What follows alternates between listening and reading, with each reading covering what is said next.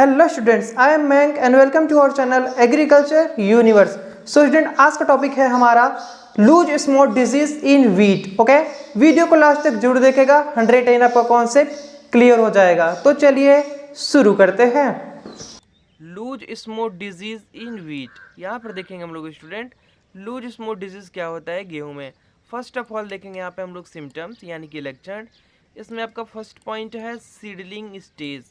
इसमें क्या है, infected seedling appear normal initially, यानी कि जो आपकी सीडलिंग है वह इन्फेक्टेड हो जा रही हैं पर वो अपीयर नॉर्मल इनिशियली, यानी कि वह नॉर्मल अपीयर कर रही हैं।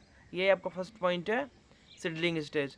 सेकेंड आपका क्या है, हेडिंग स्टेज। हेडिंग स्टेज में क्या है, इंटायर व्हीट हेड और part of them are replaced by dark brown to black powdery spore. यहाँ पे बताया जा रहा है हेडिंग स्टेज में जितने भी आपके इंटायर व्हीट हेड, जितने भी आपके व्हीट हेड पार्ट हैं वह रिप्लेस हो जा रहे हैं किससे, by dark brown to black powdery spore, यानी कि गाढ़ा भूरा से आपका गाढ़ा एकदम काला जो पाउडर स्पोर है उसमें वो कन्वर्ट हो जा रहे हैं। डिजीज लग रही है ना, बीमारी लग रही है, तो नॉर्मल से क्या हो रहे हैं वो डार्क ब्राउन हो रहे हैं, उसके बाद ब्लैक हो जा रहे हैं। पाउडर स्पोर जो आपके विजाणु होते हैं, ये होता है किसमें, हीडिंग स्टेज में। चलिए देखते हैं नेक्स्ट थर्ड पॉइंट। थर्ड है हमारा स्टूडेंट यहाँ पे स्पाइकलेट्स, यानी कि कांटेनुमा। Spikelets disintegrated into smut spore giving a raised appearance. Okay, यहाँ पर बताया जा रहा है कि जो कांटेनुमा स्ट्रक्चर है वो आपको एक स्मूथ स्पोर पे रेजेड अपीरियंस, यानी कि खुरदुरा आपको अपीरियंस देगा। स्पाइकलेट्स जो होते हैं कांटेनुमा स्ट्रक्चर आपको दिखाई देंगे। ओके, इसके बाद लास्ट आपका फोर्थ दिया गया है यहाँ पे डिस्पर्सल। फैलते कैसे हैं, spore are easily blown away by wind, यानी कि वह कैसे फैलते हैं, हवा के जरिए, वायु के जरिए वो फैलते हैं। Living the central rachis expose, जिससे वो क्या करते हैं, जाकर दूसरे को एक्सपोज कर देते हैं, यानी कि उनको भी लग जाते हैं। तो ये हो गया आपका डिस्पर्सल। चलिए देखते हैं नेक्स्ट सेकेंड हमारा। नेक्स्ट यहाँ पे हमारा स्टूडेंट इटियोलॉजी। इटियोलॉजी में आपका दिखा गया है first point pathogen caused by the fungus Ustilago ट्रीट की, यानी कि यह हमारा जो है क्या है, यह फंगल डिजीज है। किसके द्वारा कॉज करता है, ये कॉज करता है आपका उस्टिलागो ट्रीट की के द्वारा। इटियोलॉजी सभी इंपॉर्टेंट है, आप याद कर लीजिएगा अच्छे से, कई बार कम्पिटेटिव लेवल क्वेश्चन भी पूछ लिया जाता है। नेक्स्ट आपका यहाँ पे लिखा गया है इन्फेक्शन प्रोसेस। इन्फेक्शन प्रोसेस क्या है, the fungus infect during the flowering stage. जो फंगस होते हैं वह इन्फेक्ट करते हैं हमारे वीट को फ्लावरिंग स्टेज में, and remains dormant in seed, और बाकी जो बचा रहता है वह सीड को डोरमेंट कर देंगे बाद में। दैट्स क्लियर, ये हो गया हमारा एटियोलॉजी। चलिए देखते हैं नेक्स्ट डिजीज साइकिल। नेक्स्ट यहाँ पे हमारा स्टूडेंट डिजीज साइकिल। अब हम लोग देखेंगे बीमारी चक्र कह सकते हैं आप, जो बीमारी बार बार लग जा रही हो कैसे कहाँ पे सर्वाइव कर रही है। ओके, फर्स्ट यहाँ पे पॉइंट लिखा गया है हमारा infection. Spore infect wheat ovary during flowering, जो बीजाणु हैं वो इन्फेक्ट करेंगे वीट के ओवरी को ड्यूरिंग फ्लावरिंग। फ्लावरिंग के टाइम पे जो वीट की ओवरी है उसको क्या करेंगे, वो इन्फेक्ट कर देंगे। सेकेंड क्या है, dormancy. Infected seed look normal, जैसे कि हम लोग फर्स्ट पढ़ चुके थे, जो इन्फेक्टेड सीड होते हैं दिखने में तो आपको लगेंगे एकदम जैसे नॉर्मल की तरह, but content dormant fungal mycelium, लेकिन वो क्या कंटेंट किए रहेंगे, dormant fungal mycelium. That's clear. Third है हमारे यहाँ पे लिखा गया है germination. Mycelium become active in growing seedlings. अब देखिए यहाँ पे बताया जा रहा है कि आपको दिखने में तो जो सीड हैं वो नॉर्मल लगेंगे, लेकिन वो क्या कंटेंट किए रहेंगे, डोरमेंट रहते हैं वो फंगल माइसीलियम। अब थर्ड यहाँ पे लिखा गया है जर्मिनेशन। जर्मिनेशन के टाइम वो एक्टिव हो जाएंगे। Mycelium become active in growing seedling, जो माइसीलियम है वह कब आपका एक्टिव हो जाएगा, वो आपका हो जाएगा सीडलिंग के टाइम पे, जब हम लोग बुआई करेंगे उस टाइम क्या होगा, वह एक्टिव होगा और इन्फेक्टेड कॉज करने लगेगा।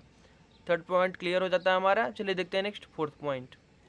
फोर्थ है हमारा स्टूडेंट यहाँ पे sporulation. Fungus sporulates as wheat head mature converting spikelets into smooth spore. यहाँ पे बताया जा रहा है कि जो आपका फंगस स्पोरुलेट है, जैसे कि वीट हेड मैच्योर, जब आपका वीट हेड मैच्योर हो जाता है तो वहाँ पे क्या होता है, कन्वर्ट हो जाता है स्पाइकलेट्स यानी कि कार्टननुमा स्ट्रक्चर में इनटू स्मूथ स्पोर, यानी कि स्मूथ स्पोर में आपका कार्टननुमा स्ट्रक्चर में वो चेंज हो जाता है। That's clear. नेक्स्ट हमारा यहाँ पे fifth, dispersal. Spore are dispersed by wind to new plant. यहाँ पे कैसे फैल रहा है वो चीज़ बता रहा है, क्योंकि डिजीज साइकिल में हम लोग पढ़ेंगे ना कि कैसे कैसे सर्वाइव कर रहे हैं, कैसे कैसे फैल रहे हैं बीमारी। तो डिस्पर्सल में आपका लिखा गया है स्पोर आर डिस्पर्स्ड, जो बीजाणु हैं वो डिस्पर्स्ड फैल जा रहे हैं बाय विंड, हवा के जरिए, टू न्यू प्लांट, यानी कि किसी भी नए प्लांट पे हवा के जरिए वो क्या कर रहे हैं, फैल जा रहे हैं, जिससे वह भी जो अगला हेल्दी प्लांट है वो भी इन्फेक्ट हो जा रहा है। That's clear. चलिए देखते हैं नेक्स्ट, मैनेजमेंट। नेक्स्ट यहाँ पर देखेंगे हम लोग स्टूडेंट मैनेजमेंट यानी कि प्रबंधन। तो प्रबंधन कैसे करेंगे हम लोग बीमारी को बचाने के लिए? तो बीमारी को बचाने के लिए फर्स्ट ऑफ ऑल करेंगे हम लोग सीड ट्रीटमेंट यानी कि बीज का उपचार। Use systematic fungicide like carboxin. यहाँ पर हम लोग इस्तेमाल करेंगे सिस्टमेटिक फंगिसाइड का, जैसे कि आपका हो गया कार्बोक्सिन, ट्रेडिमिनॉल हो गया, एंड आपका हो गया टेब्यूकोनाजोल। ये भी आपका क्या है, ये आपका फंगिसाइड का नेम है, इसका आपको इस्तेमाल करना है सीड ट्रीटमेंट के लिए। That's clear.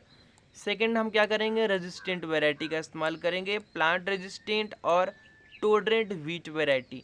हम लोग किसका इस्तेमाल करेंगे, प्लांट रेजिस्टेंट वैरायटी का इस्तेमाल करेंगे, जो कि टोलरेंट कर पाए कंडीशन को, यानी कि डिजीज़ को, वेदर को, सब चीज़ों को प्रबंधन में आपका सब कुछ हो जाता है, आता है। ठीक है, तो यहाँ पे हम लोग क्या करेंगे, रेजिस्टेंट वैरायटी का भी इस्तेमाल करेंगे। थर्ड है हमारा सैनिटाइजेशन। सैनिटेशन है, use certified disease free seed and practised crop rotation. यहाँ पे आपका सैनिटाइजेशन में दिया गया है use certified disease free seed. हम लोग इस्तेमाल करेंगे सर्टिफाइड डिजीज फ्री सीड का, यानी कि जो सर्टिफाइड डिजीज रहेंगी उनका इस्तेमाल करेंगे हम लोग।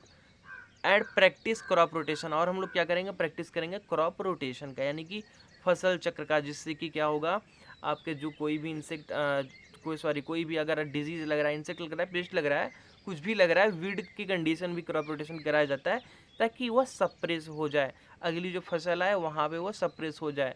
तो इसलिए हम लोग क्या करेंगे, प्रॉपर क्रॉप रोटेशन कराएंगे। That's clear. चलिए देखते हैं नेक्स्ट, फोर्थ पॉइंट। नेक्स्ट है फोर्थ हमारा स्टूडेंट कल्चरल प्रैक्टिसेस। अब हम लोग क्या करेंगे, कल्चरल प्रैक्टिसेस भी करेंगे मैनेजमेंट में। Remove and destroy infected plant debris. अब देखिए यहाँ पर बताया जा रहा है कि हम लोग रिमूव कर देंगे, निकाल देंगे और डिस्ट्रॉय कर देंगे, ख़त्म कर देंगे इन्फेक्टेड प्लांट डेब्रीज। जो प्लांट, जो पौधा, जो डेब्रीज है उनका जो इन्फेक्टेड हो गया है, बीमार हो गया है, उनको क्या करेंगे हम लोग, रिमूव कर देंगे, निकाल देंगे, डिस्ट्रॉय कर देंगे, ख़त्म कर देंगे, जिससे कि वो बाकी प्लांट, हेल्दी प्लांट्स को इन्फेक्टेड ना करें। फिफ्थ है हमारा नेक्स्ट ब्रीडिंग। अब हम लोग ब्रीडिंग भी कर सकते हैं इसमें। Develop and use genetically resistant wheat variety. देखिए ब्रीडिंग का भी बहुत ज़्यादा इंपॉर्टेंट रोल है, क्योंकि आज के टाइम में बायोटेक्नोलॉजी में अलग अलग हाइब्रिड्स का इस्तेमाल किया जा रहा है, जिसका इस्तेमाल करेंगे हम लोग टोलरेंट के लिए, यानी कि टेम्परेचर टोलरेंट होता है, डिजीज टोलरेंट होता है, पेस्ट टोलरेंट होता है। तो ये इसलिए हम लोग करेंगे ब्रीडिंग। यहाँ पे develop and use genetically resistant wheat variety. यहाँ पे हम लोग क्या करेंगे, डेवलप करेंगे, एक विकसित करेंगे नई जेनेटिकली रेजिस्टेंट व्हीट वैरायटी को, जिसका इस्तेमाल करेंगे। उससे आपका काफ़ी हद तक आपको डिजीज़ नहीं मिलेगा, जो डिजीज़ से प्रॉब्लम हो रही है, पेस्ट आपके जो होंगे बहुत ज़्यादा नहीं, मतलब कोई भी अगर पेस्ट वेस्ट लग रहे हैं तो वो भी आपके बहुत ज़्यादा नहीं लगेंगे। तो इसलिए हम लोग इसका इस्तेमाल करते हैं ब्रीडिंग का अपने मॉडर्न एग्रीकल्चर टेक्नोलॉजी में। देखिए कुछ चीज़ें हम बाहर से आपको बता देते हैं, पूरा आप पढ़े रहेंगे इसका तो ऐसा नहीं है कि नहीं ज़रूरी यही नॉलेज है कि आप यही गेन कर ले रहे हैं। अगर कुछ बाहर से आपको जानकारी मिल रही है तो वो भी गेन करिए, क्योंकि कम्पिटिटिव लेवल में ये सब क्वेश्चन कॉमन से आते हैं और आपको वहाँ पे अपने थिंक के हिसाब से आंसर देना होता है। That's clear. सो स्टूडेंट, इसी के साथ आज का वीडियो हमारा कंप्लीट होता है। होप आपको वीडियो पसंद आया होगा। काफ़ी टाइम बाद थोड़ा सा ये वीडियो आया है, थोड़ा सा बीच में गैप हो गया था, क्योंकि भाई इतनी ज़्यादा गर्मी लग रही है तो वीडियो बनाना पॉसिबल नहीं था। आज छत पे हम आए हैं तो वीडियो बना रहे हैं। इसके बाद कंटिन्यू मेरा वीडियो रहेगा, पर्टिकुलर 1-2 वीडियो आती रहेंगी। फिर मिलते हैं नेक्स्ट वीडियो में, तब तक के लिए बाय बाय, टेक केयर।